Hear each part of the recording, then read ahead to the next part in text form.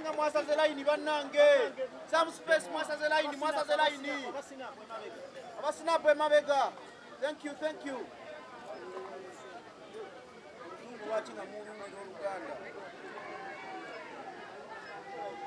Sheilah. Rickman, look here. Nice. I love that. Beautiful. Wow. Nice. Look at each other. One photo. Nice. I love. Perfect. Gorgeous. Marvelous. I love. Another one.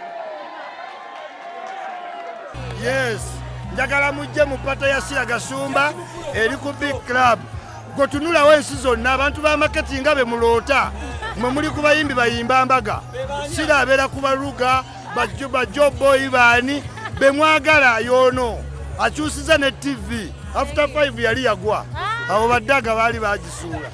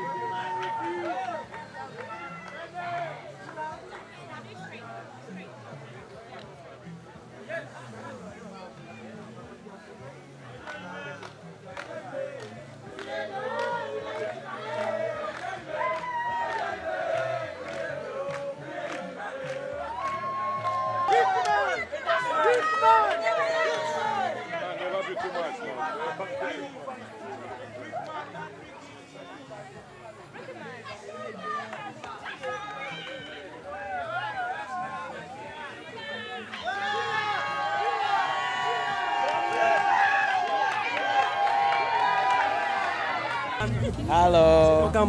Sigamba. Yeah. Yo. Sigamba chechiro. Yeah man. Banda unakuleta tuze ku red carpet asfaz chicho yogera ku asfaz bade banga lyonna bade za kabi sigala zifuka za kabi is getting bigger and better like you see. Era tuli wano kuchikuba. When you compare asfaz zile giri emyaka sene zino when you compare bolaba njawulo chi eriwo. I think people they've been longing for the asphals. 2 years no asphals. I think this is going to be bigger and better. And I think people are getting creative. People are understanding fashion. Fashion is not about suits and dresses. It's getting creative. Okay. I think that's it, yeah. Unyambadde sente mmeka wano sofo kutwalizeewo. Nyambadde z'amaanyi.